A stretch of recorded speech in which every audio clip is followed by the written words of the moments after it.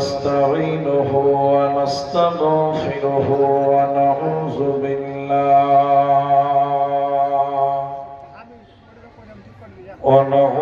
بالله من شرور أنفسنا ومن سيئات أعمالنا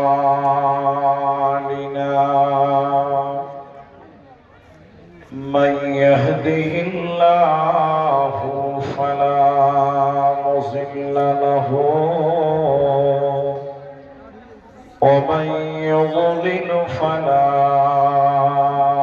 هادي له وأشهد أن لا إله إلا الله وحده لا شريك له وأشهد أن محمدا عبده ورسوله أما بعد فإن أصدق الحديث كتاب الله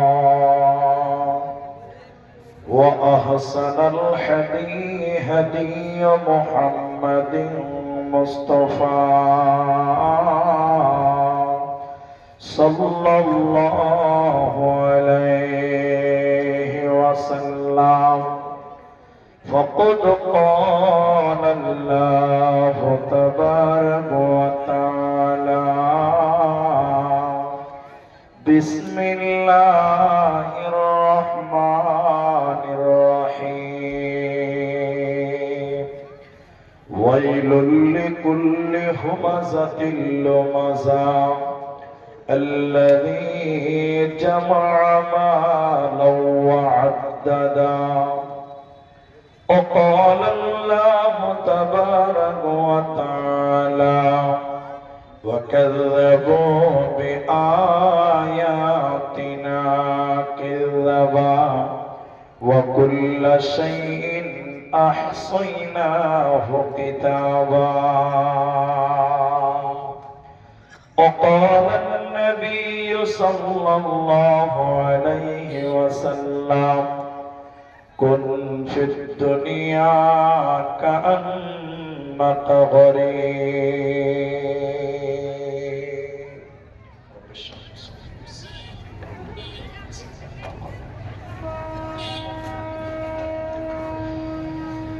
আজ মন মর চল চল রে ভাই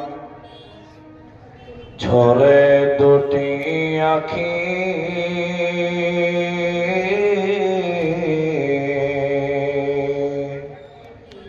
এ বোঝাইলে বোঝিস না মন তুই কোন জঙ্গলের পাখি রে আজ মন মর চল চল রে আজ মন মর চল চল রে ভাই ঝরে দুটি আখি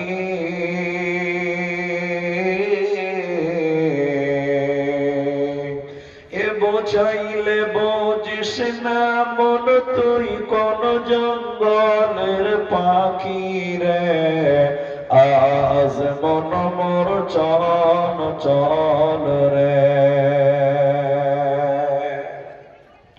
কাঁচা বাঁশের খাট পালঙ্ক শুকনো পাটের দড়ি এ আত্মীয় স্বজনে নিলে রেখে আসবে আপন বাড়ি রে আজ মন মোর চল চল রে কুলের পাতা গরম পানি গোসল করাবে এ গোসল করায়া মন তোর কাফন পরাবে রে চল রে কাফন পরায়া মন্তর খাটলে তুলিবে খাটলে তুলিয়া মন তোর জানাজা পড়াবে রে আজ মন মোর চল রে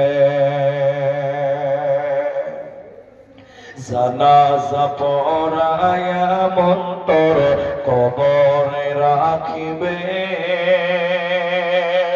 এমন কিরণাকির ফেরেশতা তখনই আসিবে রে আজ মন মোর চল রে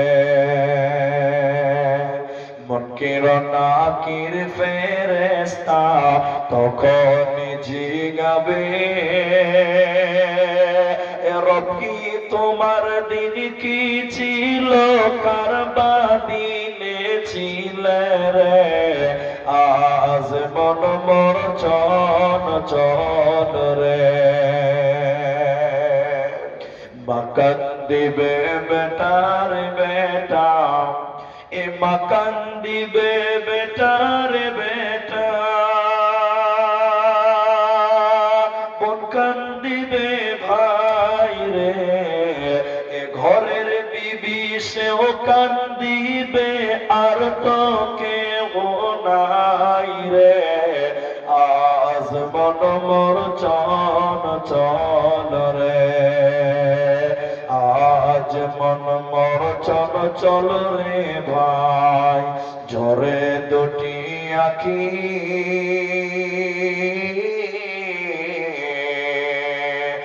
বোঝাইলে বোঝিস না মন তুই কোন জঙ্গলের পাখি রে আজ মন মোর চল রে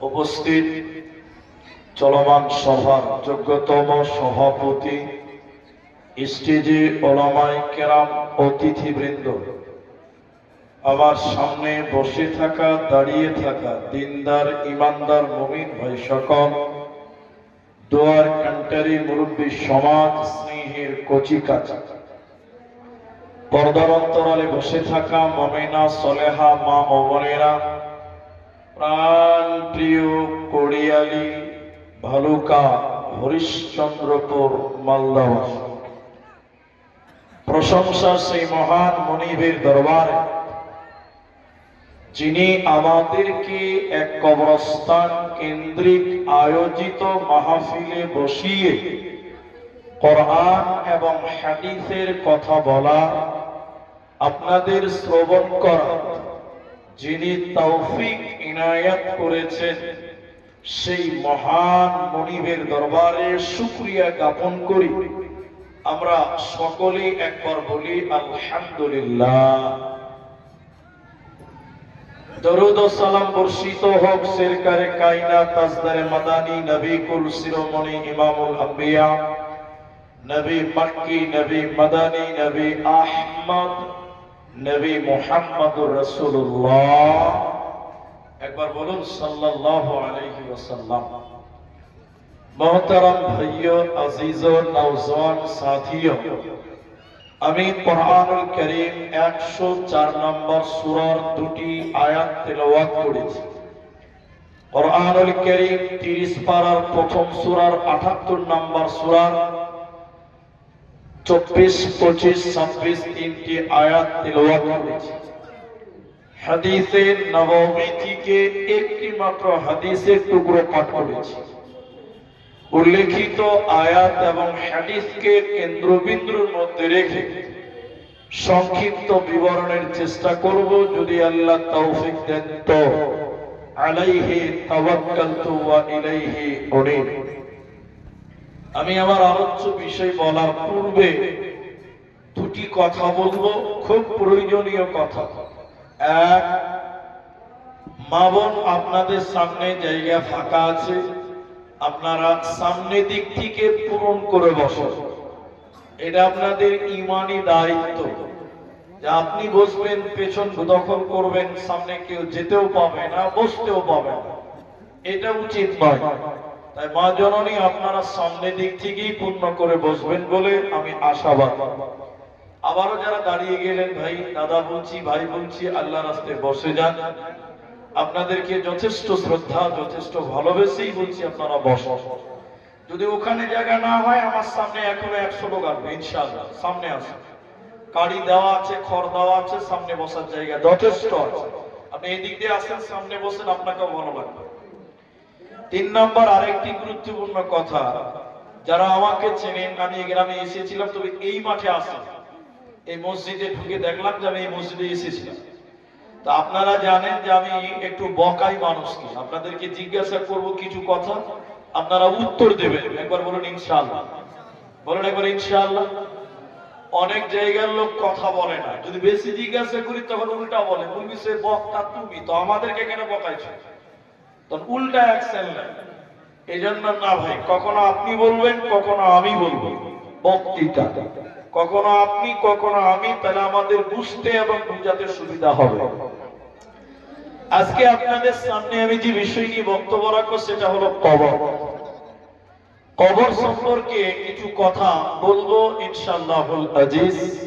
যেহেতু জালসাটা কবরস্থান কেন্দ্রিক জালসা, পৃথিবীতে একমাত্র স্থান যেটার নাম কবর, সে জায়গাতে প্রত্যেক মানুষকেই যেতে হবে, চাই কুখ্যাত হও, চাই বিখ্যাত হও, চাই ইমানদার হও, চাই বেঈমান হও, তুমি যেই স্তরের হও না কেন, তোমাকে একদিন কবরের কাছে যেতেই হবে। কবরে যাবে না এরকম ক্ষমতা পৃথিবীর কারো বলেন নেই। এখন আপনি বলবেন, মাওলানা যে লোকটা বাঘে খেয়ে নিয়েছে সুন্দরবনে, ওর তো কোনো দাফন কাফন হলো না, তাহলে ওর কবর কোনটা? তো বাঘের পেটে আছে। বলবেন মাওলানা সমুদ্রে ঘুরতে গিয়েছিল, হাঙড়ে টিমি মাছে খেয়ে নিয়েছে একটা লাশ, গোটা বডি গিলে নিয়েছে, ওর কবর কোনটা? ওর তো কোনো কবর নাই। মুহাদ্দিস ব্যক্তিত্বগণ বলছেন যে কবর কোন জায়গার নাম নয়, বারজাখ কোন জায়গার নাম নয়, বরং বারজাখী জীবন কবরের জীবন বলা হয়। মৃত্যুর পর, জানাজার পর থেকে কিয়ামতের দিন পর্যন্ত এই দীর্ঘ টাইমটাকেই বলা হয় কবরের জিন্দেগি, বারজাখী জিন্দেগি। যে অবস্থানে প্রতিটা মানুষকে যেতে হবে, ওই সময়টা আপনাকে গ্রহণ করতেই হবে, ওই সময় নেব না এরকম ক্ষমতা পৃথিবীর কারো হবে না। সেই কবরটা কেমন জায়গা, সেই কবরে আছে কি, সেই কবরে হবে কি, একটা একটা করে আপনাদেরকে বলবো, একটু ধৈর্য ধরবেন। আল্লাহ তাবারাক ওয়া তাআলার নবী বলেন, ইযা কুযিয়াল মাইয়িতু ফিল কবরি আতাহু মালাকানি ফায়াকুলানি মান রাব্বুকা মা দীনুকা ওয়া মান নাবিয়্যুকা। বিশ্বনবী বললেন, শুনে নাও, যখন কোন মাইয়াতকে কবরে সমাধি করা হয়, যখন কোন মানুষকে কবরে দাফন করা হয়, আতাহু মালাকানি, ওই কবরে দুইজন ফেরেশতা আসবে। ওই দুইজন ফেরেশতা সাধারণ মানুষদের মতন তারা দেখতে নয়, তাদের চোখগুলো নীল জল জল জল জল করে জ্বলবে, আর তাদের শরীরটা হাড়ির কালির চাইতেও কালো, কালো রঙের চেহারা, নীল চক্ষু বিশিষ্ট দুইজন ফেরেশতা, তাদের দেখেই ভয়ঙ্কর লাগবে। ওদেরকে দেখলে যেন কলিজা থরথর থরথর করে কাঁপবে। এই দুইজন ফেরেশতা ওই মাইয়াতের কাছে আসবে, ফায়াকুলানি, তারা দুইজন বলবে একসঙ্গে দৌহি করতে, তারা বলবে বলো মান রব্বুকা, বলো তোমার রব কে, তুমি বলো মা দীনুকা, তোমার দিন কে, তুমি বলো ওমান নবিয়ুকা, তোমার নবী কে, তুমি বলো। নবী বললেন যে ব্যক্তিটা তিনটি প্রশ্নের উত্তর দিয়ে দেবে, বলার পর কিয়ামতের দিন আর কোনো প্রবলেম হবে না, কিয়ামতের দিন তার কোনো টেনশন হবে না। এজন্য তিনটি প্রশ্নের উত্তর রেডি করে নাও, নচেতে কবরে যদি বাঁচা না যায় আল্লাহর জান্নাত হবে না, দেবে না, মিলবে না। এবার আপনারা বলেন তাহলে প্রশ্ন কটা? সবটি লোক বলেন প্রশ্ন কটা? এখানে যতটি মানুষ আছেন আরেকবার বলেন প্রশ্ন কটা? তিনটি প্রশ্ন। এখন এখানে এমন কে আছে যে বলবে এই তিনটা প্রশ্নের উত্তর আমার জানা নাই? এরকম লোক আছে? সবার জানা আছে, তারপরেও টোটাল ঈমানটা এই তিনটা প্রশ্নতে সীমাবদ্ধ রেখেছেন আল্লাহর নবী। তিনটে উত্তর দাও, কবরে বেঁচে গেলে পুলসিরাত পার হবে, কিয়ামতের দিন পার হবে, জাহান্নাম থেকে বাঁচবে। তাহলে এই তিনটি প্রশ্নতে আছে কি? এই তিনটির মাহাত্ম্য কি? এই তিনটির গুরুত্ব এত কেন? আমি তিনটার মধ্যে একটাকে বেশি গুরুত্ব দিয়ে সময়টা কাটাবো। তোমার নবী কে? তোমার নবী কে? নবীর প্রশ্নটা বারংবার আল্লাহর নবী মুহাম্মদ সাল্লাল্লাহু আলাইহি ওয়াসাল্লাম বলছেন কবরে তোমাকে জিজ্ঞাসা করা হবে তোমার নবী কে, তোমার রাসূল কে, তুমি বলো। আমার দিকে দেখেন, আপনাকে আমি দেখাচ্ছি। এটা একটা কাগজ, এটা একটা কাগজ, আমার দিকে দেখেন। নবী বলছেন কবরে এরকম একটা কাগজ দেখানো হবে, কাগজ কাগজ, ছবি ছবি। যে কাগজে ছবি থাকবে নবী মুহাম্মদুর রাসূলুল্লাহ বলেন সাল্লাল্লাহু আলাইহি সাল্লাম, ওনার ছবি থাকবে। এবারে কাগজটা দেখবেন বারবার কবরে আসবে কাগজটা। আপনাকে আমি দেখাচ্ছি হাদিস, এক নম্বর হাদিস, হাদিসের রাবী হযরতে আনাস রাদিয়াল্লাহু তাআলা আনহু। নবীজি বললেন শোনো, যখন কোন ঈমানদার মুমিন আল্লাহওয়ালা মুসলমানকে কবরে দাফন করা হয়, মাটি দেওয়ার পর প্রতিবেশী আত্মীয় স্বজন গ্রামবাসী যখন ফিরে চলে আসে, ওই মাইয়াত আমাদের পায়ের শব্দ শুনতে পায়, তখন দুইজন ফেরেশতা এসে ওই মাইয়াতকে উঠিয়ে বসান। ওই দুইজন ফেরেশতার নাম মুনকার নাকির। এই দুইটি ফেরেশতা এসে উঠিয়ে বলে বলো বলো বলো, তোমাদের মাঝে এই ব্যক্তিকে পাঠানো হয়েছিল, মানে নবীজির ছবি দেখিয়ে বলা হবে নবীকে পাঠানো হয়েছিল। ইনি কে? ইনি কে? ইনার পরিচয় তুমি বলো। ইনার সম্পর্কে তোমার ঈমান কেমন ছিল তুমি বলো। ইনার সম্পর্কে আকীদা তোমার কেমন ছিল তুমি বলো। ইমানদার তখন বলবে ইনি আল্লাহর বান্দা এবং তিনার প্রিয় রাসূল নবী মুহাম্মদুর রাসূলুল্লাহ সাল্লাল্লাহু আলাইহি ওয়াসাল্লাম। আল্লাহর ফেরেশতারা তখন এই লোককে বলবে, ইমানদার লোককে তখন বলবে দেখো জাহান্নাম, তুমি দেখো জাহান্নাম, দেখো জাহান্নাম দাউ দাউ করে চলছে, জাহান্নাম ভয়ঙ্কর আগুন দাউ দাউ দাউ দাউ করে জ্বলছে। জাহান্নাম ইমানদারকে দেখানো হবে, সঙ্গে সঙ্গে জাহান্নাম সরিয়ে দেওয়া হবে, ওই জায়গাতে জান্নাত আনা হবে। আর ফেরেশতারা বলবে শুনে নাও, ওরে আল্লাহর গোলাম তুমি শোনো, ও রাসূলের উম্মত তুমি শুনে নাও, মুমিন তোমার জায়গা জাহান্নাম ছিল, তোমার স্থান জাহান্নাম ছিল। যখন তুমি নবীজির পরিচয় দিয়ে দিলে, যখন নবীজির পরিচয় তুমি জানিয়ে দিতে পেরে গেলে, আল্লাহ তোমার জাহান্নামকে পরিবর্তন করে তোমার জন্য আল্লাহ জান্নাতে রেখেছে। অতএব কবরে যদি নবীর পরিচয় দেওয়া যায়, আল্লাহ কবরে আপনাকে জান্নাত দেখাবে। আপনার কোনো চিন্তা রবে না, রবে না, রবে না।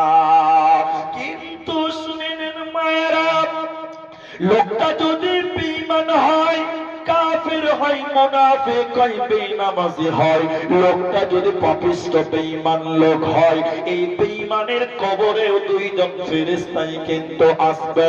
একে উঠিয়ে বলবে, বলো বলো বলো, ইনি কে? নবীজির ছবি কাফের মুনাফিককে দেখিয়ে বলবে, বলো ইনি কে? ইনার সম্পর্কে তোমার বিশ্বাস ঈমান জানা কেমন ছিল বলো। কাফের বলেন, লা আদরি, আমি তিনাকে চিনি না। মুনাফিক বলবে, আমি তিনাকে চিনতাম না, আমি ইনার সম্পর্কে কোনো ধারণা জানি না।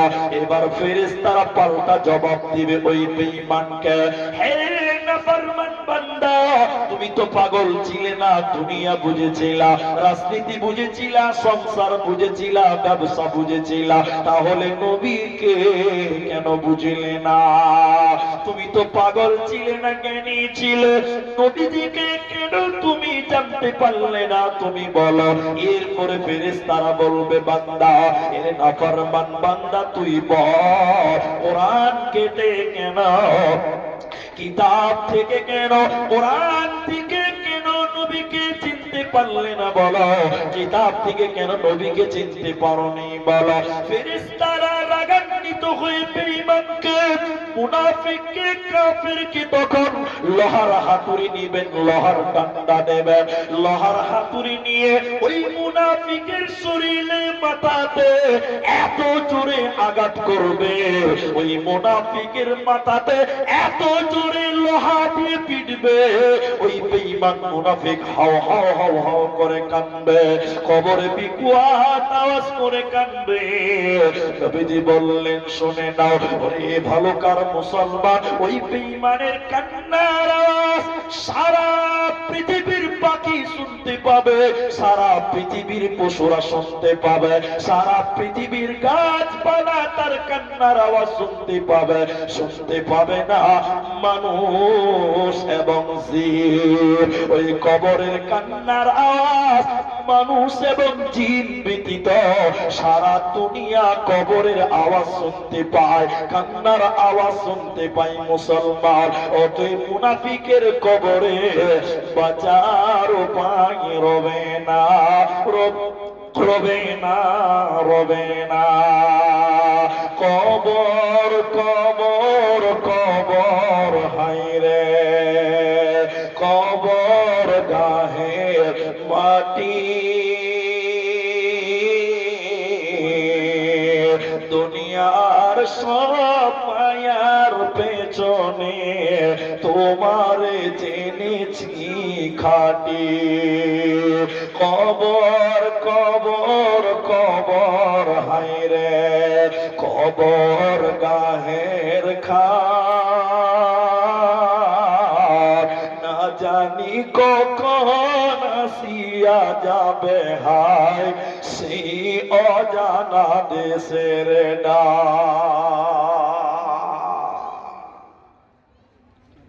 সেই কবরে বেঈমান মুনাফিক তাকেও প্রশ্ন করা হবে, তোমার নবীকে বলো। নবীর প্রশ্নটা বারবার জিজ্ঞাসা করা হবে, বারংবার মুমিনকে জিজ্ঞাসা করবে, কাফেরকে জিজ্ঞাসা করবে। যদি উত্তর দিতে পারেন কি লাভ হবে? যদি উত্তর দিতে পারেন কি লাভ হবে? দুইটা হাদিস বলছি, একটা একটা করে মনে রাখেন। এখানে দুটো বললাম, এবার দুটো হাদিস বলি, লাভ কি হবে উত্তর দিতে পারেন। এক, আব্দুল্লাহ ইবনে উমর রাদিয়াল্লাহু তাআলা আনহু তিনি বলেন, যখন কোন মানুষ কবরের প্রশ্নের উত্তর দিতে পারবে, তার কবরে প্রতিদিন সকাল সন্ধ্যা 2 টাইম জান্নাত দেখানো হবে, আর বলা হবে এটাই তোমার জায়গা, এখানেই তোমাকে রাখা হবে, এটাই তোমার জান্নাত। জোরে জোরে বলুন সুবহানাল্লাহ। তাহলে কবরে উত্তর দিতে পারলে জান্নাত কবরেই দেখতে পাবো। এবার আরেকটা হাদিস বলি। হাদিসের রাবী হযরত আবু হুরায়রা রাদিয়াল্লাহু তাআলা আনহু, নবীজি বলছেন, যখন কোন মুমিনকে কবরে রাখা হয়, আবার দিকে দেখেন, যখন কোন ঈমানদারকে কবরে দাফন করা হয়, কাফন দাফন কমপ্লিট করা হয়, তখন দুটি ফেরেশতা এসে বলেন, এই এই এই, তোমাদের মাঝে একজন রাসূল পাঠানো হয়েছে, ইনি কে? মান হাযা রাজুলুন, এই ব্যক্তিটা কে? সেই মানুষটা কে ছিল? তখন ঈমানদার লোক বলেন, তিনি হলেন আল্লাহর প্রিয় নবী, নবী মুহাম্মদুর রাসূলুল্লাহ সাল্লাল্লাহু আলাইহি ওয়াসাল্লাম। তখন ফেরেশতারা বলে, জানতাম, ফেরেশতারা এইভাবেই বলতো, জানতাম তুমি এরকম উত্তর দিবে, এটা আমরা আশা করেছিলাম। তখন ওই কবরটাকে, ওই মুমিনের কবর, ঈমানদারের কবরটাকে প্রশস্ত করে দেওয়া হবে। প্রশস্ত মানে চওড়া করা হবে। কতটা চওড়া হবে জানেন? 70 হাত তার কবরটাকে প্রশস্ত করা হবে। জোরে বলুন একবার সুবহানাল্লাহ। কত হাত? 70 হাত তার কবরটাকে চওড়া করা হবে। আর ঈমানদারকে বলা হবে, তুমি ঘুমিয়ে যাও, বাসুর ঘরের মতন তুমি ঘুমিয়ে যাও। বাসুর ঘরে আনন্দে মানুষ যায়। বাসুর ঘরে কাউকে কান্দু দেখেছেন? জি, কেউ কান্দে না। ও খেপা লেলা যদি হয় তাও কান্দে আছে। বিশ্বনবী বললেন, ঘুমিয়ে যাও। ওই মুমিনকে বলা হবে, ঘুমাও। বাসুর ঘরে যেমন আনন্দ করে উল্লাসে ঘুমায়, ওইভাবে তুমি ঘুমিয়ে যাও। তার কবরটাকে 70 হাত চওড়া করা হবে। আরেকবার জোরে বলুন সুবহানাল্লাহ। কিন্তু যদি কাফের হয়, অস্বীকারী বেঈমান হয়, এই লোককেও বলা হবে, বলইনি কে? মান হাজার রাজুলুন, ব্যক্তির নাম বলো। কাফের বলে, আমি জানি না, ইনাকে চিনি না, ইনাকে জানতাম না। কেন কেন কেন? ফেরেশতারা এবার আল্লাহকে ডেকে বলবেন, আল্লাহ, এটা তোমার নাফরমান বান্দা। আল্লাহ তখন মাটিকে বলবে, কবরকে বলবে, কবরের টানেও মাটি, পায়েও মাটি, নিচেও মাটি, উপরেও মাটি। আল্লাহ কবরকে বলবেন, এ মাটি, কবর, এই বেঈমানকে তুমি শাস্তি দাও, আযাব দাও। কবরের দুই দিকের মাটি এসে ওই কাফেরকে চেপে দেবে, কাফেরকে পিছিয়ে দিবে, কাফেরকে আযাব দিবে, পিছিয়ে দিবে। বিশ্বনবী বললেন, বেঈমানকে এমন জোরে চাপবে, ওর হাড্ডিগুলো উলট পালট হয়ে যাবে। ডান দিকের হাড্ডিগুলো বাঁ দিকে ঢুকে যাবে, আর বাঁ দিকের হাড্ডিগুলো ডান দিকে ঢুকে যাবে। অতএব নবীর পরিচয় না দিতে পারলে কবরে কঠিন আযাব হবে, বাঁচার উপায় রবে না, রবে না, রবে না।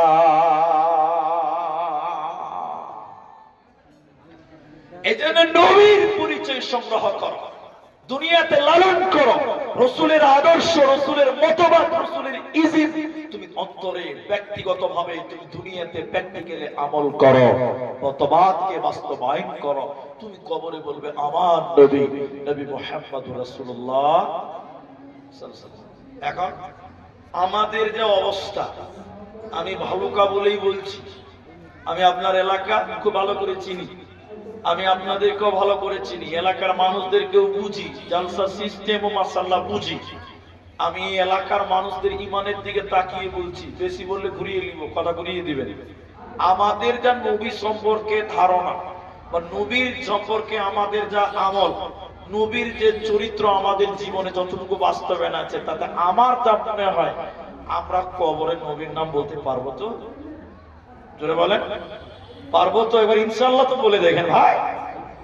আল্লাহ, ইমানে মরিচিকা পড়ে গেছে। দেখায় আপনাকে আমাদের ইমানটা কোন জায়গাতে আছে একটু দেখেন। আমার কথা রাগ করবেন। আমাদের নবী বলেছে, হে মুসলমান, তুমি তোমার দাড়িকে বড় করো, গোঁফকে মোচকে ছোট করো। আপনারা একটু সত্য করে হ্যাঁ না বলবেন। এখনকার মুসলমানের দাড়ির খবর নাই, মোচ দেখবেন এত বড় বড় 3 ফিট লম্বা। ঠিক বুঝি না, জোরে বলে। রাসূল যেটা বলেছে তার কি হলো? উল্টা হয়ে গেল। আবার আরেকটা দেখাই, এদিকে দেখে। আমাদের নবী বলেছেন, পুরুষেরা, যুবকেরা, পুরুষেরা, তোমরা তোমাদের পায়জামা, প্যান্ট, লুঙ্গি, জুব্বা তোমরা টাকনুর উপরে পড়ো। তাহলে পুরুষেরা টাকনুর উপরে, আর আমাদের বেটিদের, মায়েদের, বোনেদের, খালাদেরকে বলা হলো, নবী বলছেন তোমাদের পায়জামা, চুড়িদার, তোমাদের নাইটি, তোমাদের সয়া, তোমাদের কাপড়, তোমাদের বোরখা টাকনুর নিচে পড়তে হবে। এখন একটু শক্ত করে বলেন, সবাই বলেন, এখন বলেন ঠিক আছে না উল্টা হয়ে গেছে? উল্টা হয়ে গেছে। মেয়েরা দেখেন টাকনুর উপরে পড়ছে। এখন একটা বাংলাতে পোশাক বের হয়েছে, মেয়েদের পোশাক, তার নাম প্লাজো। তার নাম কি বলেন বলেন? প্লাজো।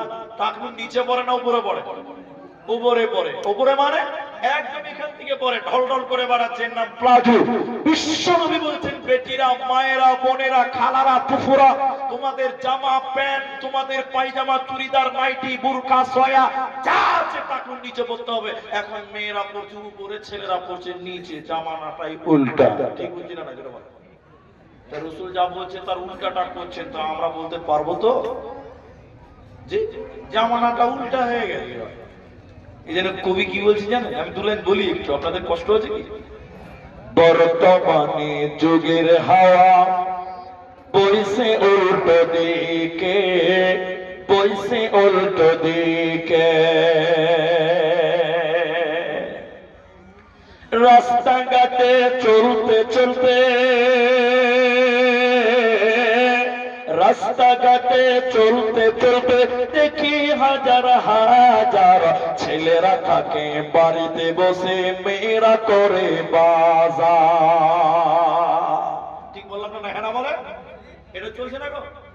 মেয়েরা সব প্যান্ট শার্ট, চশমা লাগাই চোখে, বর্তমানে যুগের হাওয়া বইছে উল্টো দিকে, বইছে উল্টো দিকে। স্ত্রীর স্বামীকে বলে ও বিনোদ খান্না, আমি যাচ্ছি চাকরি করতে, তুমি করো রান্না। আচ্ছা না নাই বলে? রাত 8টায় ফিরবো আমি, রাত 8টায় ফিরবো আমি, না থাকি যেন ভোকে, বর্তমানে যুগের হাওয়া বইছে উল্টো দিকে, বইছে উল্টো দিকে। তাহলে আমরা করি উল্টাটা, যেটা রাসূল পছন্দ করেন বলে গেছে তার উল্টা করতে বেশি ভালোবাসি। আমি ঠিক বলছি তো ভাই? একবার হ্যাঁ না বলে? তাহলে কবরে কি করে রাসূলের নামটা বলবেন বলেন? আপনার দিন শুরু হচ্ছে রাসূলের অবাধ্যতায়, রাত শুরু হচ্ছে রাসূলের অপমান করে, আপনি চলেন বলেন রাসূলকে অপমান করেন, তাহলে এরকম মুসলমান কি করে নবীর নাম বলবে বলেন? কবরে কিন্তু নবীর নাম বলা যাবে না। যে লোকটা হার হালাতে, সর্ব অবস্থাতে রাসূলকে নেতা বলে মানে, নেতা মানে নেতা, নেতা ওই তৃণমূল, বিজেপি, সিপিএম এর নেতা লাগে, আদর্শ হিসেবে, নেতা হিসেবে মুহাম্মদ সাল্লাল্লাহু আলাইহি ওয়াসাল্লামকে যে গ্রহণ করবে, ওই লোকটা কবরে বলবে আমার নবী, নবী মুহাম্মদুর রাসূলুল্লাহ সাল্লাল্লাহু আলাইহি ওয়াসাল্লাম। নালে কবরে আযাব হবে। দেখেন হাদিস শুনেন, যায়েদ বিন সাবিত, দুটি হাদিস বলছি, দেখেন কবরে আযাব হচ্ছে কেন কেন কেন কেন। দেখেন ইবনে মাসউদ রাদিয়াল্লাহু তাআলা আনহু তিনি বললেন, বিশ্বনবী কোন একটা কবরের সামনে দিয়ে যাচ্ছিল, যেতে যেতে দুটি কবরের সামনে দিয়ে যাচ্ছিল, হঠাৎ করে নবী দাঁড়িয়ে গিয়ে বললেন এই দুটি কবরে আযাব হচ্ছে। তো নবী কি গায়েব জানে না? আল্লাহ জানিয়েছে। নবী দাঁড়িয়ে থমকে দাঁড়িয়ে গিয়ে বললেন এই কবর দুটিতে আযাব হচ্ছে। সাহাবীরা অবাক হলেন, অবাক, কবরে আযাব হচ্ছে? নবীজি বললেন কেন? নবীজি বললেন কেন, কিসের কারণে কবরে আযাব হচ্ছে তোমরা কি জানো? হে মুহাম্মাদের উম্মত, তোমরা শোনো, এটা বিশাল বড় কোনো পাপ নয়, দুটি ছোট ছোট পাপ, এই দুটি পাপের কারণে কবরে আযাব হয়। বলেন কি বলেন? আসসালামু আলাইকুম। আমাদের ডেলিকেটে মাংস বেশি আছে, রান্না করা মাংস যদি কেউ নিতে চান তাহলে 150 টাকা কিলো করে যারা নেবেন ডেলিগেটের ওখানে নিজ নিজ বাসন নিয়ে চলে যাবেন। আসসালামু আলাইকুম।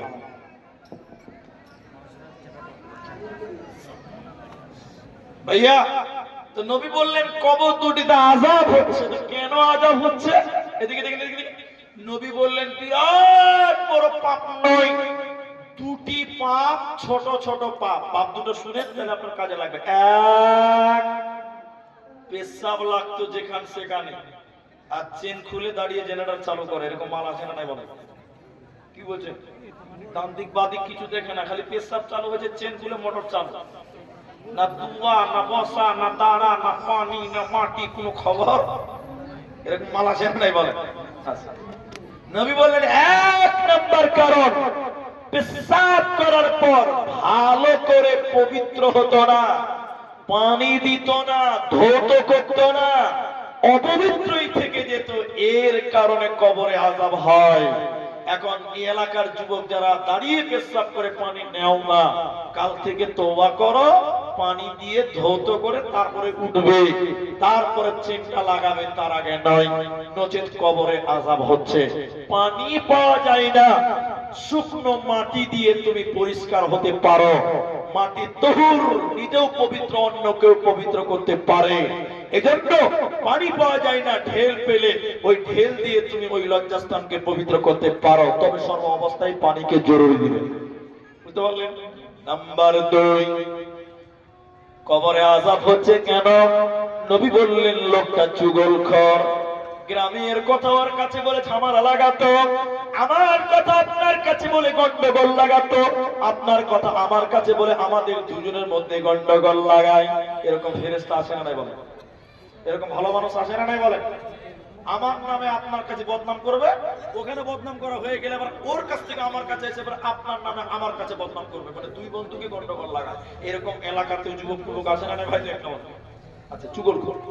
নবী বললেন শুধু তাই নয়, কবরে আযাব হচ্ছে কেন? আর একটি হাদিস আপনাদের তুলি, সেটা হাদিসের রাবি হযরতে যায়েদ বিন সাবিত রাদিয়াল্লাহু তাআলা আনহু। বিশ্ব নবী কোন একদিন গাধার উপরে বসেছিলেন। আজকে ভালুকা স্টেশন আছে, আপনার ভালুকা বাজার বাস স্ট্যান্ড আছে, মানুষেরা যানবাহন হিসাবে টোটো, মোটরসাইকেল, সাইকেল, ট্রেন, বাস, প্লেন, বিভিন্ন গাড়ি আছে।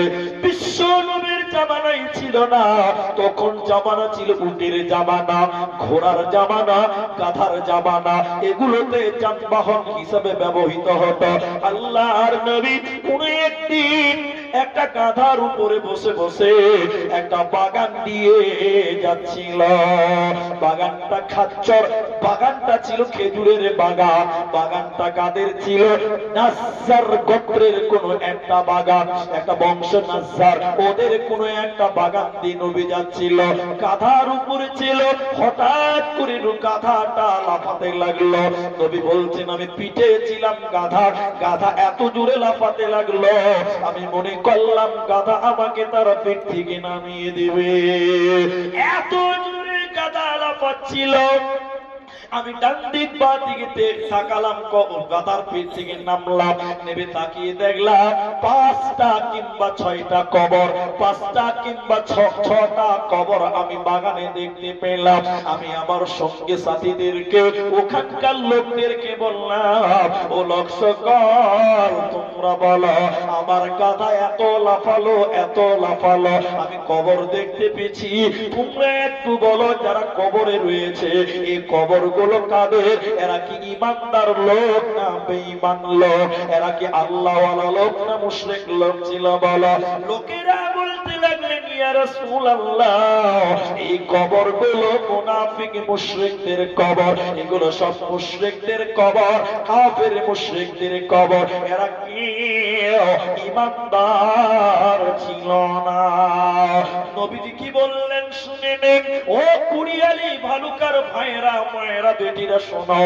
নবীজি তখন কণ্ঠরত হয়ে বলতে লাগলেন মুহাম্মাদের উম্মাহ, প্রতিটা কবরে মানুষকে কঠিন পরীক্ষা দিতে হয়, কঠিন পরীক্ষায় কামিয়াবি নিতে হয়, পাস করতে হয়।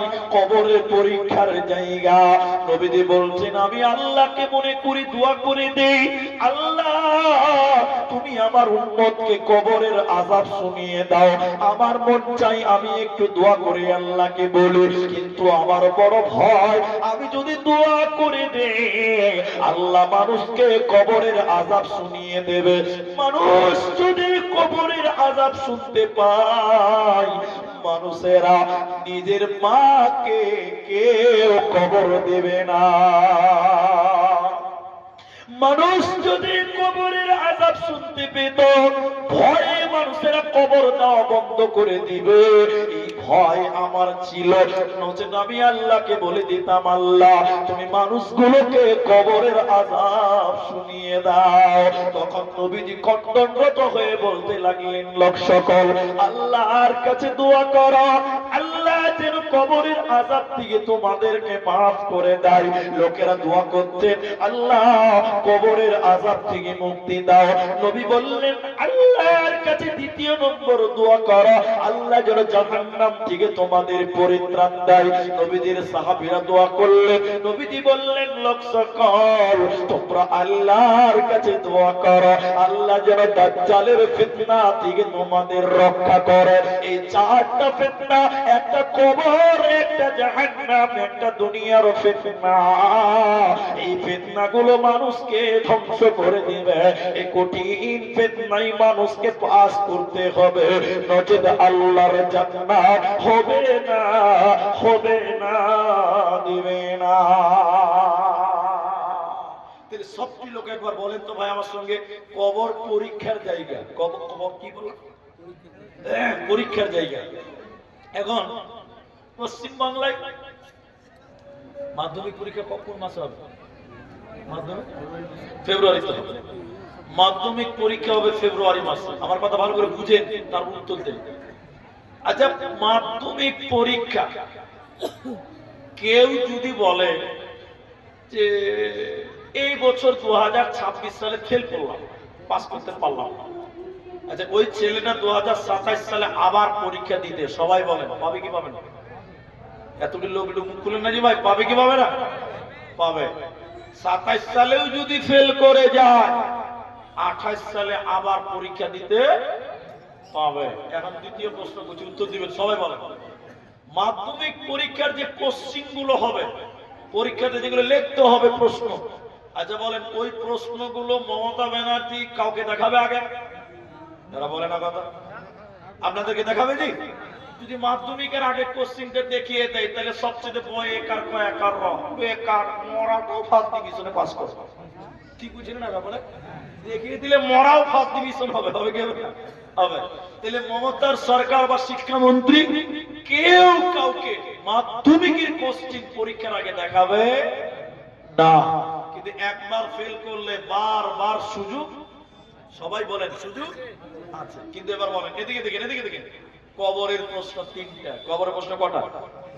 আচ্ছা বলেন, নবীজি প্রশ্নগুলো গোপন রেখেছে না মানুষকে জানিয়েছে? জানিয়ে দিয়েছে, মাশাআল্লাহ জানিয়ে দিয়েছে। এবার বলেন, কবরে একটা পরীক্ষার জায়গা, ওখানে যদি কেউ ফেল করে যায়, আল্লাহকে বলে আল্লাহ এবার তো পারলাম না, আর একবার এসে উত্তরটি দিন, বলেন একবার সুযোগ আছে, এক চান্স, এক কিঞ্চিত, কোনো চান্স নাই, নো চান্স, এক চান্স। ফার্স্ট চান্সে কবরে পাস করতে হবে, কবরে দ্বিতীয় চান্স বলে কোনো অপশন দেওয়া হবে না, এক চান্স।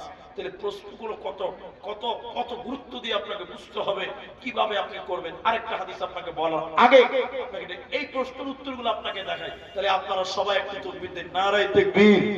তাহলে প্রশ্ন কটা? আল্লাহ, কটা জি? 3টি। এখনকার মতন 3টা বলেন, পরে আরেকটা বাড়বে, ওটা আমি পরে বলছি, এখন 3টাই মনে রাখেন। আচ্ছা বলেন, উত্তর আমাদের জানা আছে না নাই? কার কার নাই হাত তুলে? সবার জানা আছে, কেউ বাদ নেই। আপনি জানেন না? জানেন? জি জানেন, আলহামদুলিল্লাহ জানেন। মান রব্বুকা, কোন হে তেরা রব, তোমার রব কে? সবাই বলেন আমাদের রব।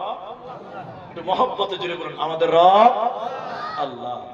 মা দীনুকা, তোমার দিন কি?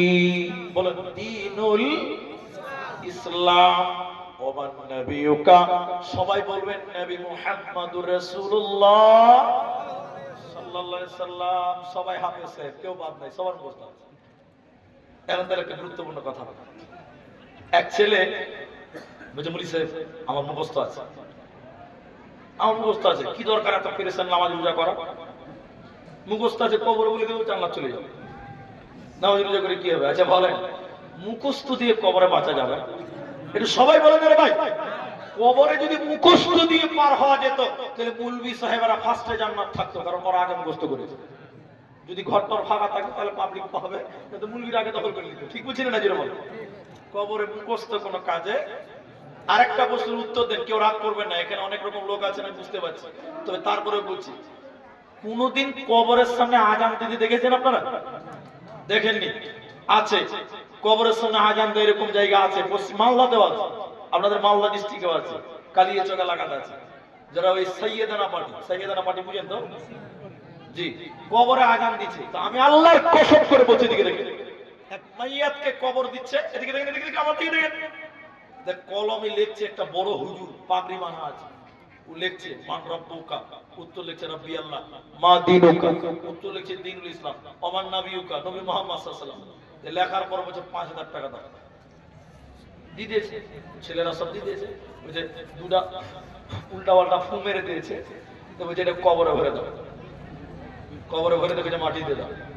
মাথা কাজ করছে না দেখে দৃষ্টি ওটা, তো আমি বললাম এটা কি হলো গো ভাই, আমরা তো ওখানকার নর্মাল লোক, আমরা কিছু বলতে পারবো না, বলে ইট চালিয়ে দিবে। তো বলছি এটা কি হলো ভাই? বলছে আমাদের এলাকার সবচেয়ে বড় মুলবি সাহেব হুজুর, তিনি এটা লিখে দিয়েছেন, আমার বাপকে যখন প্রশ্ন করবে এটা দেখে দেখে উত্তর দেবে। আবে শালা, জান্নাত কত সহজ বা? এলা আমরা মুলবিরা সারা খাবার পেটে খাবা নাকি, সারাদিন খালি জালসা করছি আর নামাজ পড়ছি, এত ঠান্ডাতে ফজরের নামাজ পড়ছি, ঘুমানাবে 50,000 টাকা দিব আর লিখে দাও আমি জান্নাত চলে যাবো, নামাজ পড়ে কি লাভ? ঠিক বুঝি না? ঠিক বলে লিখেই যদি পার হওয়া যায়, তা নামাজ রোজা দান সাদকা করে কি হবে বল? কবরের লেখাও কাজে আসবে না, মুখস্থও কাজে। এই মুখস্থর ব্যাপারে 1 মিনিট লাগবে, একটা গল্প শোনাই আপনাকে। আপনাদের কি কষ্ট হচ্ছে ভাই? শোনেন, এক ছেলে কলকাতাতে পড়ে, নামাজ রোজা পড়ে না, কিচ্ছু নাই, আল্লাহ বিল্লাহ মানে না, নাস্তিক, বলছে আল্লাহ নাই। কি বলছে? আল্লাহ নাই। কতদূর পড়াশোনা করেছে দেখেন, বলছে আল্লাহ নেই। তো ওর মা হাজী সাহেবের বেটি, কিছু জানে না দিন ধর্ম, খালি জানে কবর বলে একটা জায়গাতে যেতে হবে, খালি কবর, খালি কবর কবর। এদিকে দেখেন, আমার দিকে, ছেলে বাড়িতে এসছে, জোহরের টাইমে ভাত খেতে গেছে, তার মা বলছে বেটা জোহরে নামাজ পড়লি? বলছে মা নামাজ পড়ে কি হবে? ও তো আল্লাহ মানে না। তার মা বলছে বেটা কবরে কি উত্তর দিবি রে বা? মানে ওর মা কবর ছাড়া কিছু জানে না। আবার এসারের পর ভাত খেতে গেছে, তো মা বলছে বেটা এসারের নামাজ পড়লি? বলছে মা এসার পরে কি হবে আবার? বলছে কবরে কি উত্তর দিবি রে বা? মানে ওর মা কবর ছাড়া বলে বলে বলে কিছু জানে না। তো ছেলে শিক্ষিত ছেলে, তো ও রেগে গেছে যে মা তো মাথা খারাপ করে দিবে, 10 দিন থাকুক ছুটিতে এসেছি, তো মা তো মাথা খারাপ করবে।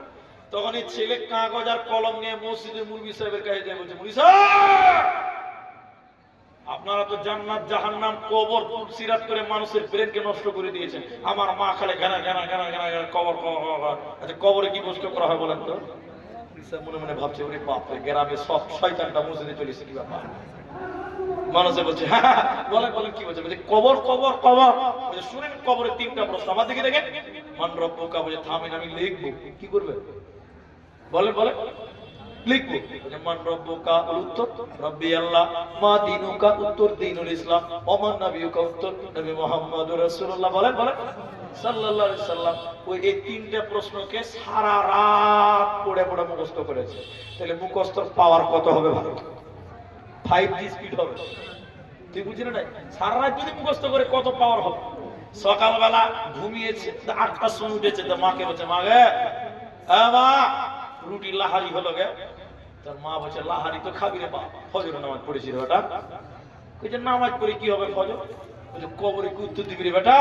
তার মাকে বেটা বলছে মা শুনে নাও কি উত্তর দিবি। সারা রাতে যা মুখস্থ করেছে শোনাতে লাগলো, মান রব্বুকা, রব্বি আল্লাহ, মা দীনুকা, দীনুল ইসলাম, ওমান নবিয়ুকা, নবী মুহাম্মদ সাল্লাল্লাহু আলাইহি সাল্লাম। ছেলে কোমর সোজা করে মাকে বলছে মা আমার তো মুখস্থ আছে, তোর মুখস্থ আছে তো? মা তখন সুন্দর ঢুকলে বলছে সর্বনাশ, ছেলে তো হাফেজ হয়ে গেছে। ছেলে কি হয়ে গেছে? হাফেজ হয়ে গেছে। এই তো মুখস্থ করে দিয়েছে। একে এখন কি দিয়ে বুঝাবে মা? তো মা একে এখন গল্প শোনাচ্ছে। তিন বন্ধুর মধ্যে একজনের কাছে ময়না পাখি আছে। ময়না বুঝেন না? মানুষের বাড়িতে থাকে। ও কি বলে বলেন তো? আসসালামু আলাইকুম, কেমন আছে? ওকে বলেন ওয়ালাইকুম সালাম, ভালো আছি। তুই ভাত খেয়েছিস রে? উত্তর দিতে পারবে? এরা বলে না জি ভাই? তাহলে ময়না যেটা জানে ওটাকে কথা বলে না, ওটাকে বলি বলে। বলি বলি। তো তিন বন্ধুর মধ্যে এক বন্ধু বলছে তোর ময়না কথা বলে না। দু বন্ধু বলছে বলে। বলছে না বলে না। চ চ দেখবি। যে বলছে বলে না, ও ব্যাগে একটা বিড়াল নিয়ে গেছে। বিড়াল বিড়াল। একজন দিয়ে বলছে ময়না বলছে আসসালামু আলাইকুম, কেমন আছে? এই দেখ কথা বলছে না, ঠিকই তো কথা বলছে। আরেকজন গেছে, ময়না বলছে আসসালামু আলাইকুম, কেমন আছে? ঠিকই তো কথা বলছে রে। যে বলছে কথা বলে না, ও ময়নার কাছে আওয়াজ না করে আগে বিড়াল বের করে দিয়েছে। আচ্ছা বলেন, ময়না পাখি বিড়াল দেখলে সালাম দেবে না লাফ হবে? কোনটা করবে? যেই বিড়াল দেখেছে ময়না লাফাচ্ছে, সালাম কালাম ভুলে গেছে। মা বলছে বেটা সালাম দিতে পারলো না কেন ময়নাটা? বলছে বিড়াল দেখেছে তাই। মা বলছে বেটা দুনিয়াতে তুমি যতই কষ্ট করো না কেন, কবরে যখন মুনকার নাকির সবুজ রঙের চোখের ফেরেশতা দেখবি, দুনিয়ার সব কষ্ট ভুলে যাবে। কষ্ট দিয়ে কবরে কোনো কাজে আসবে না। হে আমার বাপ, হে আমার বেটি পুনিরা, তোমাদেরকে এবার দুটি শোনাবো। নবীর বিবি আয়েশা রাদিয়াল্লাহু তাআলা আনহা, তিনি বলছেন একটা ইহুদি মহিলা, মেয়েটা মুসলিম নয়, ইহুদি। ইহুদি মেয়ে আমার কাছে এলো। কার কাছে? আয়েশার কাছে। এসে বললেন কবর। কবরের গল্প শুরু করলো। অনেকক্ষণ কবরের কথা বলার পর এই মেয়েটা আয়েশাকে বললেন আয়েশা, আল্লাহ যেন তোমাকে কবরের আযাব থেকে মুক্তি দেয়। এটা বুখারীর হাদিস। এটা ইসলামের শুরুর ঘটনা। আম্মা জান আয়েশা অবাক হয়ে গিয়ে বললেন আমার জানা ছিল না যে কবরেও আযাব হয়, আমি জানতাম না। এটা ইসলামের শুরুর ঘটনা। মেয়েটা বলে গেল, ইহুদি মেয়েটা, আয়েশা তোমাকে যেন আল্লাহ কবরের আযাব থেকে মুক্তি দেয়। আয়েশা বলেন আমি অবাক হয়ে গেলাম, আমি তো জানি না। মেয়েটা চলে গেল। বিশ্ব নবী আমার ঘরে আমার বাড়িতে এলো। আমি নবীকে বললাম ইয়া রাসূলুল্লাহ, একটা ইহুদি মহিলা এসেছিলেন, অনেকক্ষণ কবরের কথা বললো, শেষের বেলায় বলে গেল আয়েশা আল্লাহ যেন আপনাকে কবরের আযাব থেকে মুক্তি দেয়। নবী গো, কবরে কি সত্যি সত্যি আযাব দেওয়া হবে? কবরে কি সত্যি সত্যি আযাব দেওয়া হবে? আল্লাহর নবী বলে আয়েশা রে, আযাবুল কবর হাক্কুন, কবরের আযাব বড় সত্য রে আয়েশা। কবরে মানুষকে কঠিন সাজা দেওয়া হবে। ওই কবর থেকে তোমরা কবরের আযাব থেকে বাঁচার জন্য আল্লাহর কাছে দোয়া করো। আম্মা জান আয়েশা বলেন এরপরে নবীজি যখনই নামাজ পড়তেন তখনই তিনি কবরের আযাব থেকে পানাহ চাইতেন, দোয়া করতেন আল্লাহ তুমি কবরের আযাব দিও না। এজন্য মুসলমান তোমরাও কবরের আযাব থেকে বাঁচার জন্য দোয়া করো। তোমরাও আল্লাহর কাছে দোয়া করো আল্লাহ তুমি কবরের আযাব দিও না। সবাই বলেন কবরের আযাব সত্য না মিথ্যা? এবার দেখি আমি দেখাতে পারছি কিনা। এটা অনেকটি ক্যামেরা লাগা আছে, পপিং ক্যামেরা। আপনাকে জানাচ্ছি কথাটা অনেকদিন আগেকার কথা বলছি। এটা মোটামুটি 15, 17, 18 বছর হবে। তখন আমরা তালবি ইলম ছিলাম, উস্তাদি ছিলাম। তারও বেশি হবে তো কম হবে না। তো আমাদের গ্রামে একটা লোক মারা গেছিলেন জুমার দিন। লোকটা ভালো মন্দ বলছি না, তার ছেলেরা দেখে খারাপ পাবে যে আমার বাপের কথা জালসাতে বলেছে। ইমাম সাহেব তখন আমাদের কবরস্থান ছিল না। আপনাদের কবরস্থান আছে না কিনবেন? ও একটু বড় করতে হবে, জায়গা কিনে 100 ধরো। আচ্ছা ঠিক আছে। আমাদের কবরস্থান ছিল না। বাড়িতে বাড়িতে মাটি হতো তখন, আপনাদের হয়তো এককালে ছিল এরকম, এখনো আছে না বাড়িতে মাটি হচ্ছে। জি, তো শুনে নেবেন। এবার আমাদের পুলিশে বললো, ভাই মাইয়াত আছে, জানাজা হবে, কেউ যাবেন না? জমার পর জানাজা হলো, মাটি দিতে গেলাম, তো আমরা তাল মিলিয়েছি না, লাশকে নামিয়েছে, বাঁশ দিয়েছে, তা ওই বাঁশের ওই বিছানাতে পাড়াটে কি বলে, বাঁশ দেওয়া না, চাটাই বলে না, কিছু বলে মাদুর টাইপের, ওটা খেজুর পাতা, এটা বাঁশে হয় আর কি। তো ওইটা দিয়েছে, এবার মাটি দিতে লাগলো, দুই একজন মাটি দিয়েছে, কসম আল্লাহ কবর মনে হচ্ছে ভূমিকম্প হচ্ছে, এত জোরে হিলছে। তো সব লোক বলছে তাহলে ভূমিকম্প হচ্ছে নাকি, ডান দিক বা দিকে তাকিয়ে দেখছে না, কোনো গাছ টাছ কিচ্ছু হিলে না, শুধু কবরটা হিলছে। ভয়ে মানুষেরা কবর দেওয়া ছেড়ে পালিয়ে গেল।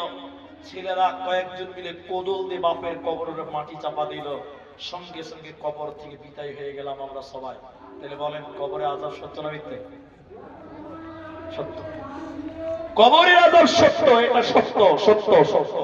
আল্লাহর নবী বললেন আযাবুল কবর হাক্কুন, কবরের আযাব সত্য। আপনাকে একটা ঘটনা আপনাকে শোনাবো।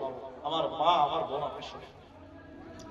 নবীর আবু বকরের মেয়ে আসমা জুমার দিন মসজিদে নামাজ পড়ছেন, মেয়ে মানুষ, এখন মেয়েরা জুমা পড়ে না মসজিদে, নবীর যুগে পড়তো, এখনো মক্কা মদিনায় পড়ে। শোনেন কথাটা, আপনার ঈমান বাড়বে। আসমা বলেন আমরা খুতবা শুনলাম, খুতবা দিলেন কে? নবী মুহাম্মদ খুতবা দিলেন। বক্তব্যের বিষয় কি ছিল? না তো কবর। বক্তব্যের বিষয় কি ছিল? না তো কবর। বক্তব্যের বিষয় কবর। তিনি এমন করে কবরের কথা বললেন, আমাদের মুসল্লিরা মসজিদের ভিতরে হাও হাও করে কাঁদতে লাগলেন, হাও মাও করে কাঁদতে লাগলেন। নবী একটা কথা বারবার সেদিন বলেছিলেন, এই লোক সকল তোমরা আল্লাহর কাছে দোয়া করো, আল্লাহ যেন কবরের আযাব থেকে তোমাদের নাজাত দেয়। নবী কথাটা কতবার কত জায়গাতে বলেছেন আমি বুঝাতে পারবো না। আর একবার দেখেন, আপনাকে দেখাই। নবীজি একটা আনসার ব্যক্তির জানাজায় গেলেন। আনসার মানুষের, আনসার একটা লোক, আনসারি একটা টাইটেল, একটা গোত্রের নাম, একটা জাতের নাম, একটা জাতের নাম। নবীজি আনসার সাহাবীর কারো একটা জানাজায় গেলেন। জানাজার নামাজ পড়া হয়ে গেল, কিন্তু কবর খোঁড়া তখনো হয়নি, কবর তখনো করতে বাকি আছে। আগে জানাজা পড়া হয়ে গেল। এবার নবীজি ওই কবরের সামনে বসলেন, সাহাবীরাও নবীজিকে ঘিরে বসলেন, নবীজির আশপাশে সাহাবীরাও বসলেন। নবীজি একদম স্তব্ধ হয়ে গেলেন, একটা কথা বলে না, নড়াচড়া করে না। নবীর হাতে একটা কঞ্চি ছিল, কঞ্চি দিয়ে নবীজি মাটিতে এরকম দাগ টানছে। সাহাবীরা গোল করে বসে আছে। সাহাবী বলছেন আমরা মানুষ না পাখি, বুঝতে পারবে না। মানে নড়াচড়া বন্ধ, কথাবার্তা বন্ধ, একরকম গাছের মতন আমরা দাঁড়িয়ে আছি। নবীজি দাগ টানছে মাটিতে, কোনো কথা বলে না। অনেকক্ষণ পর নবীজি মাথা উঁচু করে বললেন, লোক সকল তোমরা এই কবরের আযাব থেকে বাঁচার জন্য আল্লাহর কাছে দোয়া করো, তোমরা আল্লাহর কাছে দোয়া করো, আল্লাহ যেন তোমাদেরকে কবরের আযাব না দেয়। রাবী বলছেন নবী এই কথা একবার দুবার নয়, তিনবার বললেন তোমরা কবরের আযাব থেকে মুক্তি চাও, কারণ কবরে যদি আযাব হয়ে যায় বাঁচার উপায় রবে না, জান্নাত হবে না। এজন্য উসমান গনি খলিফাতুল মুসলিমিন উসমান যখনই কবরের সামনে যেতেন, যখনই কবরের সামনে দাঁড়াতেন, অঝর নয়নে কাঁদতেন। উসমানের চোখ দিয়ে পানি পড়তে পড়তে দাড়ি পর্যন্ত ভিজে যেতেন, এত কবরের সামনে গিয়ে কাঁদতেন। লোকেরা বলল আমিরুল মুমিনিন কবরের সামনে এসে এত কাঁদেন কেন? আপনি জাহান্নামের কথা শুনিয়ে এত কাঁদেন না, পুলসিরাতের কথা শুনিয়ে এত কাঁদেন না, কিন্তু কবরের সামনে এত কাঁদেন কেন? আবু বকর, ওমর, উসমান সেদিন বলেছিলেন লোক সকল শুনে নাও, জাহান্নাম তো অনেক পরে, পুলসিরাত তো অনেক পরে, কিয়ামত অনেক পরে, তার আর অনেক আগে আমাকে এই কবরে বাঁচতে হবে। যদি কবরে ধরা পড়ে যায় আর কিয়ামতের দিন বাঁচতে পারবো না। আখিরাতের প্রথম মঞ্জিল হলো কবর। অতএব মুসলমান, ওই কবরের জন্য তোমরা তৈরি হয়ে যাও, ওই কবরের জন্য তোমরা প্রিপারেশন নাও। এরই নাম কবর। এবার আরেকটা কথা আপনাকে বলছি। এতক্ষণ বললাম কবরের প্রশ্ন তিনটা, কটা বলেছি বলেন তো? এখন বলছি কবরের প্রশ্ন চারটা। একবার বলেন, সবাই বলেন কবরের প্রশ্ন কটা? এরা বলে না যে এবার তাকবীর দেন, নারে তাকবীর, আল্লাহ। কবরের প্রশ্ন চারটা। এতক্ষণ তিনটা করে একদম সোয়া ঘন্টা পার করে দিলাম, প্রায় 1.5 ঘন্টা আশপাশ। এখন আপনাকে আমি বলছি, দেখেন কবরের প্রশ্ন হবে চারটা। কোথায় আছে দেখেন, আপনাকে বলি। সাহাবী বারা ইবনে আযিব রাদিয়াল্লাহু তাআলা আনহু, তিনি হাদিসের রাওয়ী, তিনি বলছেন, আচ্ছা কবরে যেটা নামানো হয় ওটা আত্মা না দেহ? দেহ। ওটা কোনো মূল্য নাই, আসল মূল্য আত্মা। ওটা আগে আল্লাহর কাছে জমা আছে, আজরে লিখে রেখেছে। নবী বললেন, বারা ইবনে আযিব তিনি রাবী, তিনি বলেন বিশ্ব নবী বলেছেন, যখন কবরে কোনো দেহকে রাখা হয়, এখানে দেহ বলা হয়েছে, আত্মা বলেন, তখন আল্লাহ তাআলা ওর আত্মাটা ওর ভিতরে ভরে দেয়। কেন? যে মালাকুল মউত আগে আত্মা আল্লাহর কাছে নিয়ে গেছে। আত্মা আছে কার কাছে? আল্লাহর কাছে। ওর ভিতরে ভরে দেয়। যে ফেরেশতারা এসে একটা কথা বলেন, এদিকে দেখেন, তিনটা বলবেন, এখানে একটাই বলবেন, দুটো বলবেন। এক, তোমাদের মাঝে একজন রাসূল এসেছিলেন। রাসূল নবীর প্রশ্ন আবার আছে, তিনি কে? তার পরিচয় বলো। তখন ভালো মানুষেরা বলবেন, ভালো আত্মা বলবেন নবী মুহাম্মদুর রাসূলুল্লাহ। এটা যখন বলা হয়ে যাবে তখন আরেকটা প্রশ্ন করবে, এটা 4 নম্বর প্রশ্ন। আচ্ছা তাই তুমি কি করে জানলে? কারণ হতো, তুমি কি করে জানলে ওটা নবী মুহাম্মদ? কারণ বলো। তখন কারণ দিবে দুটি। এভাবে, আল্লাহর কোরআন ঘেটে দেখেছিলাম, জেনেছিলাম, বিশ্বাস করে তাকে মেনেছিলাম। এইভাবে বলবেন, আল্লাহর কোরআন ঘেটে জেনেছিলাম, বিশ্বাস করেছিলাম, মেনেছিলাম। এইভাবে উত্তর দেবেন। তাহলে যখনই বলবেন নবী মুহাম্মদ, বলবে কি করে জানলে? উত্তর দেবেন। যখন আপনার এভাবে উত্তর দেওয়া হয়ে যাবে, আসমান থেকে আল্লাহ ডেকে ডেকে ফেরেশতাদেরকে বলবেন, আমার বান্দা যা বলেছে ঠিক বলেছে, সত্য বলেছে, যা বলেছে ঠিক বলেছে, সত্য বলেছে। তখন আল্লাহ ফেরেশতাদেরকে বলবে, এই ব্যক্তির কবরে তুমি জান্নাতের বিছানা বিছিয়ে দাও। বলুন সুবহানাল্লাহ। যেই জান্নাতের বিছানা বিছানা হবে, আল্লাহ এবার বলবে, ফেরেশতারা এই ব্যক্তির পরনে জান্নাতের পোশাক পরিয়ে দাও। সঙ্গে সঙ্গে জান্নাতের পোশাক পরিয়ে দেওয়া হবে। আর আল্লাহ বলবেন, আমার এই বান্দার কবরে জান্নাতের গেটটা খুলে দাও। সে চোখ দিয়ে নিজের জান্নাতকে দেখতে পাবে, নিয়ামতগুলো স্বয়ং চোখে দেখবে, এটাও দেখা হয়ে যাবে। এরপরে এই লোকের কাছে একজন লোক আসবে। লোকটা কেমন? কালো, মোচা, ঠোঁট মোটা না। জান্নাতে হুরের কথা আপনারা কোরআনে শুনেছেন, বক্তব্যতে শুনেছেন। জান্নাতি হুরের মতন চেহারা, তার শরীরে সুগন্ধ থাকবে, আতর, সেন্ট, মিসকাম্বা। এরকম একটা লোক আসবে, এসে কি বলবে? সুসংবাদ, সুসংবাদ গ্রহণ করো, আল্লাহর বান্দা, সুসংবাদ। যে মারা গেছে কবরে মাইয়া, তুমি বলবে, বারে এত সুন্দর দেখতে, আবার বলছে সুসংবাদ। কিসের সুসংবাদ জি? তুমি কে? তখন তিনি বলবেন, আমি তোমার নেক আমল, আমি তোমার নেক আমল। দুনিয়াতে নামাজ পড়েছো, আজকে আমি এই আমল নামাজ। দুনিয়াতে দান করেছো, আমি তোমার সেই দান। তুমি গরিবকে সহযোগিতা করেছিলে, আমি তোমার নেক আমল। আজকে তোমার সঙ্গী হয়ে তোমাকে জান্নাতে পৌঁছে দেব, তোমার কোনো চিন্তা রবে না। বক্তব্য শেষ প্রান্তে এসে কাদের কাদের কবরে আযাব হবে না, এই কথাগুলো শুনবেন। একবার বলুন ইনশাআল্লাহ। কবরে আযাব হওয়ার কারণ, নবীর গুরুত্ব, তিনটি প্রশ্ন, চারটা প্রশ্ন টোটাল বললাম। এবার বলছি কবরে আযাব হবে না কার? এই লোকগুলো কারা? এক, কেউ যদি জুমার রাতে মারা যায় অথবা জুমার দিনে মারা যায়, কেউ যদি জুমার দিনে মারা যায় অথবা জুমার রাতে মারা যায়, বিশ্বনবী বলছেন তার কবরে কোনো আযাব হবে না। একবার বলুন সুবহানাল্লাহ। তার মানে একটা মাতাল যদি জুমার দিন মারা যায় কবরে আযাব হবে না? হবে, হবে। ভালো লোক, ইমানদার লোক, কিন্তু তার কবরে আযাব হবে। কিন্তু ওই ইমানদার যদি শুক্রবারে মারা যায়, শুক্রবার রাতে মারা যায়, ওই ইমানদারের কবরে আযাব বলেন। এবার শুক্রবার রাত কোনটা জানেন তো? আজকে কয় তারিখ? 20 তারিখ। আজকে কি বার? শনিবার। শনিবার।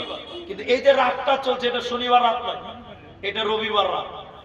রবিবার আগামী কালকে, কিন্তু এই যে রাত এটা কোন রাত বললাম? রবিবারের রাত, এটা শনিবারের রাত নয়। গতকালকে যে রাত গেছে ওটা ছিল শনিবারের রাত, অর্থাৎ বৃহস্পতিবার দিন গিয়ে রাত যেটা পড়লো ওটা হলো শুক্রবারের রাত। ওই রাত্রিতে অথবা জুমার দিনে যদি কেউ মারা যায় ইমানদার, তার কবরে কোনো আযাব হবে না। বলুন একবার সুবহান। দুই, পেটের রোগে যদি মারা যায়, এক কথায় শহীদ যদি মারা যায়, শহীদের কবরে কোনো আযাব? শহীদ কয়েক প্রকার, আমি বলছি না, অতগুলো বলতে পারবো না। দেওয়ালে চাপা পড়ে মারা গেছে শহীদ, আগুনে পুড়ে মারা গেছে লোকটা শহীদ, পানিতে ডুবে মারা গেছে লোকটা শহীদ, মায়েরা বাচ্চা ডেলিভারির সময় মারা গেলে মেয়েটা শহীদ, আপনার অ্যাক্সিডেন্টে মারা গেলে ইমানদার শহীদ, পেটের রোগে মারা গেলে লোকটা শহীদ। এইরকম শহীদের সংখ্যা নবীজি বলেছেন শোনো। অতএব পেটের যদি কেউ বড় রোগে মারা যায়, এই লোকটা শহীদের মর্যাদা পাবে। যদি লোকটা ইমানদার হয়, ওই লোকের কবরে কোনো আযাব হবে না। 3 নাম্বার লোকটা কার কবরে আযাব হবে না? যে ব্যক্তিটা রাত্রি বেলায় সূরা মুলক তেলাওয়াত করে। সূরা মুলক মানে তাবারাকাল্লাযী বিয়াদিহিল মুলক। কেউ যদি 29 পারার প্রথম সূরা মুলক তেলাওয়াত করে রাত্রি বেলায় প্রতিদিন, ওই লোকের কবরে কোনো আযাব হবে না। এরা কবরে বেঁচে যাবে, এদের কবরে লা হিসাবা ওয়ালা আযাবা। ওদের কবরে হিসাব নাই, ওদের কবরে কোনো আযাব নাই। বিনা হিসাবে আল্লাহর কিয়ামতের মাঠে জান্নাতি হবে, কোনো চিন্তা হবে না। এরই নাম কবর। কবর একটা গুরুত্বপূর্ণ জায়গা। সেই জায়গাতে আপনাকে আমাকে ছোট বড় সব শ্রেণীর মানুষকে আমাকে যেতেই হবে, আমাদেরকে যেতেই হবে। এখন এই কবর থেকে বাঁচার জন্য একটা দোয়া আপনাদেরকে বলি, একটু মনে রাখবেন। যারা নামাজ পড়েন না চেষ্টা করবেন, যারা পড়েন তারা নিয়মিত প্র্যাকটিস করবেন। নামাজে শেষ রাকাতে দোয়াটা পড়বেন, আল্লাহুম্মা ইন্নী আউযু বিকা মিন আযাবি জাহান্নাম ওয়া আউযু বিকা মিন আযাবিল কবরি ওয়া আউযু বিকা মিন ফিতনাতিল মাসিহিদ দাজ্জাল ওয়া আউযু বিকা মিন ফিতনাতিল মাহিয়া ওয়া ফিতনাতিল মামাত।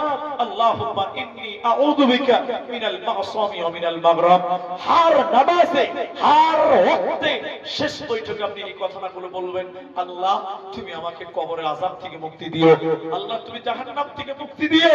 কারণ কবরের আযাব সহ্য করার মতন ক্ষমতা আমাদের কারো হবে না। এর জন্য মাঝে মধ্যে কবরের কাছে যাবেন, মাঝে মধ্যে মাটি দিতে যাবেন। জানাজা ফরজ নয়, ফরজে কিফায়া। যাবেন, গেলে ভালো, গেলে আপনার আখিরাত সুখময় হবে। আল্লাহ নবী বলেছেন আনা হাইতুকুম আন জিয়ারাতিল কুবুর ফাদুরুহা। মুসলিমের বর্ণনায় তোমরা কবরের কাছে যাও, কবর জিয়ারত করো। কারণ কবরের কাছে গেলে মানুষকে পরকাল মনে হয়, আখিরাত মনে হয়। হে আমার ভাইয়েরা, হে আমার বন্ধুরা, ওই কবরটাকে আপনাকে গ্রহণ করতে হবে। মানুষ বলে যে কবর মানুষের আসল ঠিকানা, আর আমি আব্দুর রহমান বলি কবর মানুষের আসল ঠিকানা নয়। কবর মানুষের আসল ঠিকানা নয়, আসল ঠিকানা হয় জান্নাত। আসল ঠিকানা না হলে জাহান্নাম। কবর আসল ঠিকানা নয়। কবরে থাকবেন কতদিন? মৃত্যুর পর থেকে কিয়ামত পর্যন্ত কবর। গাজালে অনেকেই বলে কবর যে তোর আসল ঠিকানা, কথাটা ভুল। কবর আসল ঠিকানা নয়, জান্নাত এবং জাহান্নামই আসল ঠিকানা। ওই কবরে আপনাকে বাঁচতে হবে। নবীজি দোয়া করতেন, আমরাও দোয়া করব। আর ওই কবরের জন্য একটু প্রিপারেশন নিতে হবে। এখানে যেটি মানুষ আছেন, এটা একটা কবরস্থানের জালসা। আমি আপনাদের জন্য দোয়া করব। এই এলাকার মানুষ, আপনারা খুব পছন্দের মানুষ, আপনারা আমাকে ভালোবাসেন বলেই ডাকেন। আমি আপনাদের জন্য একটু দোয়া করব। আমার পরে একজন বক্তা আছে, তরুণ উদীয়মান তরুণ বক্তা আব্দুল করিম বিন আমিরুল ইসলাম, মুর্শিদাবাদ জঙ্গিপুর থেকে আমাদের স্নেহের ভাই এসেছেন। আমাদের ছোট বক্তব্য মাঠে এসছে, কয়েক বছর থেকে আছে আলহামদুলিল্লাহ। তিনার কাছ থেকে আপনার করার হয় শুনবেন। কিন্তু আমি ওই কবরের জায়গার জন্য, ওই কবরে আপনাকে যেতে হবে, আপনার ছেলেকে যেতে হবে, আপনার মেয়েকে যেতে হবে, আপনারা যেতেই হবে ওই কবরের জায়গাটা কেনার জন্য, ওই জায়গাটা রেডি করার জন্য। এখানে যেটি মানুষ আছেন ভাই, ওই কবরের জন্য কেউ দিবেন 10,000 টাকা, কেউ দিবেন 5,000 টাকা। আহারে, আপনি বাড়ি বানিয়েছেন, এত বড় বাড়ি, 3 তলা বিল্ডিং বানিয়েছেন, ওখানে আপনি থাকতে পাবেন না। আপনাকে দীর্ঘদিন কবরে থাকতে হবে, মাটির ঘর। তাহলে এটা আপনি 40 লাখ 1 কোটি টাকাতে বাড়ি বানালেন, এখানে আপনি থাকতে পাবেন না। কবরে কিয়ামতের দিন পর্যন্ত থাকতে হবে। ওই কবরের জায়গার জন্য ভাই কেউ দিবেন 5,000, কেউ দিবেন 10,000। এরকম একজন মানুষ কবরের জায়গার জন্য, আপনার ওই নিজের বাড়িটা, কবরের বাড়িটা আপনি নিজের টাকাতে বানাবেন, এইরকম একটা 10,000 টাকার দাতা, ওই রকমই একটা 5,000 টাকার দাতা একটু উঠে আসুন। আমি আপনাদের জন্য দোয়া করব, এবং আমি দোয়া করব আল্লাহ তাআলা যেন আপনাদের এই কবরটাকে কবুল করেন, আল্লাহ তাআলা যেন আপনাদের কবরে আযাব না দেন। একটু দোয়া করে যাব ভাই, নিজেদের ওই কবরের জায়গাটার জন্য, যেটা অত্যন্ত প্রয়োজন এবং জরুরি।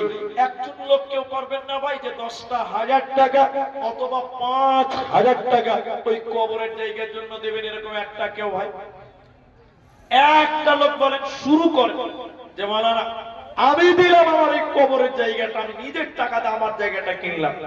আলহামদুলিল্লাহ। মেয়েদের কাশ্মীরে মারা গেছে। আহারে, স্ত্রী দিয়েছে। ইয়াসদানি কাশ্মীরে মারা গেছিলেন ভাই। তার পরিবারের আহলিয়া, তার স্ত্রী 800 টাকা এবং দেখেন নাকের সোনার ফুল দিয়েছে। আমি ওই ইসলামী ভাইয়ের জন্য দোয়া করি, আল্লাহ তাআলা তুমি আমার ওই ভাইয়ের কবরটাকে প্রশস্ত করো। বলুন একবার আল্লাহুম্মা আমিন। একটু আমিন বলেন। আল্লাহ এই ইসলামী ভাইয়ের কবরের শাস্তিকে তুমি মাফ করো। একটু বলুন আল্লাহুম্মা আমিন। আল্লাহ ইসলামী ভাইয়ের কবরে তুমি জান্নাতের বিছানা বিছাও। আল্লাহুম্মা গফির লাহু ওয়ারহামহু। বলুন আল্লাহুম্মা আমিন, আল্লাহুম্মা আমিন। ভাইজান 5,000 টাকা দিবেন কবরের জায়গার জন্য। এরকম একটা লোক কেউ নাই গো যে আমি আমার কবরের জায়গাটা নিজের টাকা দিয়ে দিয়ে গেলাম। একটা কবরের দাম 5,000 টাকা। একজন বলুন, একজন। আল্লাহ আপনাদেরকে কবরে ভালো রাখবেন, সুখে রাখবেন। আপনার মা মারা গেছে, বাপ মারা গেছে, স্ত্রী স্বামী মারা গেছে, দাদু দাদি নানা নানি মারা গেছে, 5,000 টাকা দিবেন। মেয়েরা দেখেন বিক্ষিপ্ত ভাবে, কেউ 500, কেউ 100, কেউ 200 মিলে ঝুলে অনেক দান করেছেন। আচ্ছা সোনাটা গেলেন তো ভাই, পরে গেলে একটু হারিয়ে ছোট্ট জাযাকাল্লাহ, হাইয়াকাল্লাহ, বারাকাল্লাহ, আল্লাহুম্মা আমিন, আল্লাহুম্মা সাল্লি আলাইহি, আল্লাহুম্মা বারিক আলাইহি। মিলিয়া ঝুলিয়া দেখো কত দান দিল, এই দান আল্লাহ তুমি করো গো কবুল। আরো কতজন দেখো কত আশায় দান, উদ্দেশ্য পূরণ করো তুমি রহমান। আল্লাহুম্মা সাল্লি আলাইহিম, আল্লাহুম্মা বারিক আলাইহিম, জাযাকাল্লাহ, হাইয়াকাল্লাহ, বারাকাল্লাহ, আমিন আমিন আমিন। ভাই 5,000 টাকা দিবেন এই গ্রাম এলাকার মানুষ কবরের জন্য। আলহামদুলিল্লাহ। এটা কথা মামনের আপনার আম্মা দিয়েছেন, আলহামদুলিল্লাহ। ওনার আম্মা দিয়েছেন একটা কথা। আল্লাহ গো নেক উদ্দেশ্য পূর্ণ করো। আল্লাহ একটা হাতে তৈরি করা কথা এই কবরের জন্য দান করেছেন। রব্বে করিম ওই মায়ের মনের উদ্দেশ্য পূর্ণ করো, তার দাদু দাদি মা বাপ যারা মারা গেছে আল্লাহ তুমি তাদেরকে মাফ করো, কবরটাকে জান্নাত বানাও। আল্লাহুম্মা গফির লাহু ওয়ারহামহু ওয়াসাব্বিতহু, বলুন আল্লাহুম্মা আমিন। আলহামদুলিল্লাহ। একজন দিয়েছেন 1000 টাকা। ভাই 5000 টাকা কমসে কম একটা লোক শুরু করে, একটা 5000 টাকা কবরের জন্য। আমি জানি যে আগেই কালেকশন হয়ে যায়, সব জালসাতে এখন আগেই কালেকশন হয়। এরপরও আমি 5000 টাকা একজনকে চেয়েছি, একজন আগে যা দিয়েছেন দিয়েছেন, একজন দিয়েছেন 1000 টাকা বাচ্চা ছাড়া নানির জন্য নানির জন্য দিয়েছেন। মাশাআল্লাহ। তোমার নাম কি? হ্যাঁ, বেবি খাতুন, একটা ছোট্ট মেয়ে, নানা নানি তাদের জন্য দোয়া চেয়েছেন, দেখেন 500 টাকা দিয়েছেন। হবিবুর রহমান, উনি নাই এখানে, হবিবুর দাদা ভাই, হবিবুর রহমান দেখেন 2500 টাকা দিয়েছে। আর 2500 দিলে উনি পাস করতে পারতেন, আমি অপমান করব না। ওনারই দাদা দেখেন 2500 টাকা দিয়েছেন। আমি একদম 5000 টাকা চেয়েছি কবরের জন্য। আল্লাহ হবিবুর নামে দেখো 2500 দান কবুল করিয়ে নাও তুমি রহমান। যে আশাতে যে নিয়তে করিয়াছে দান, উদ্দেশ্য পূরণ করো তুমি মেহেরবান।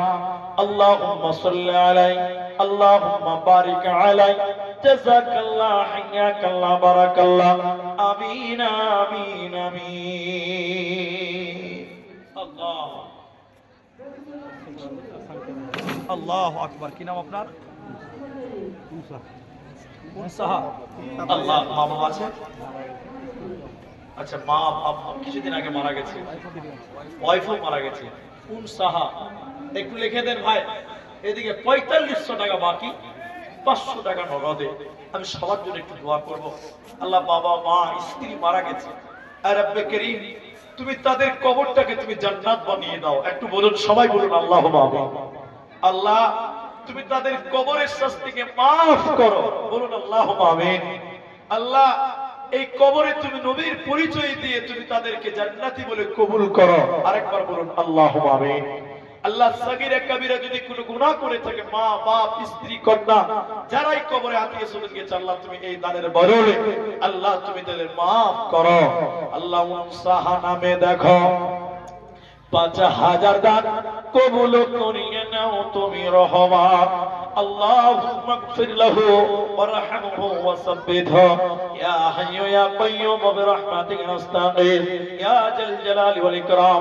রব্বে কারীম, তুমি দাতার মনের উদ্দেশ্য পূর্ণ করো।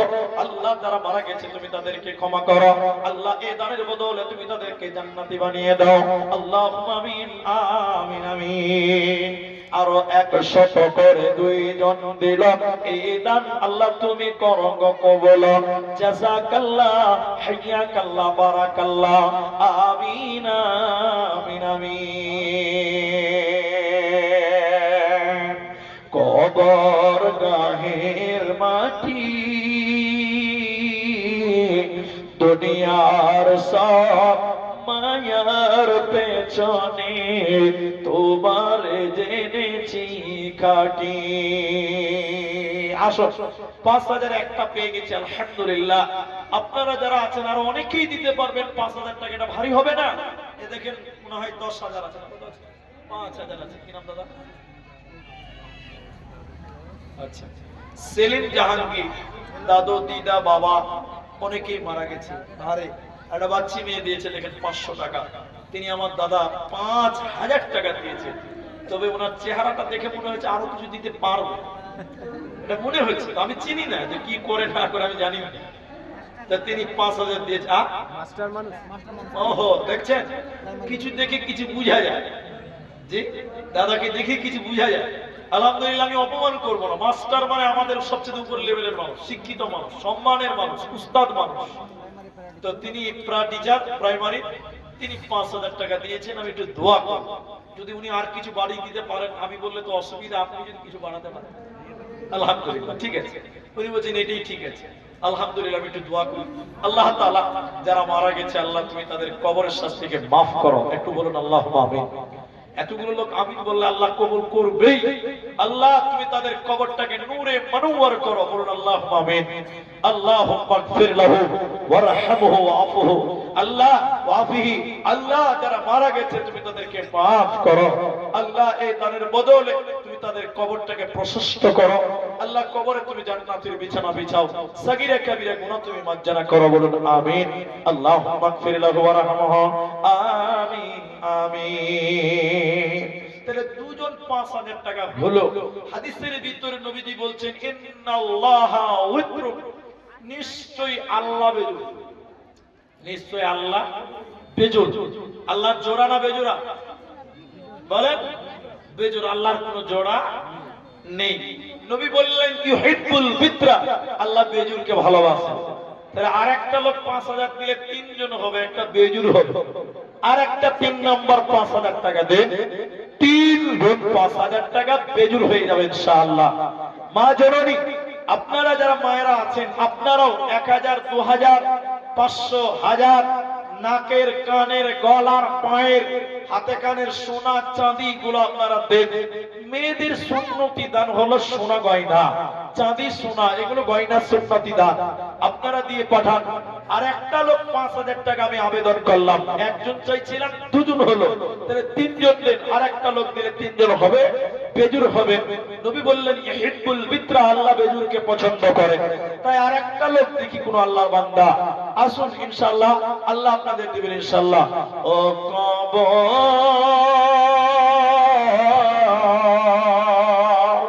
ভয় যাকে প্রেমরে, তবু কেন ডাকি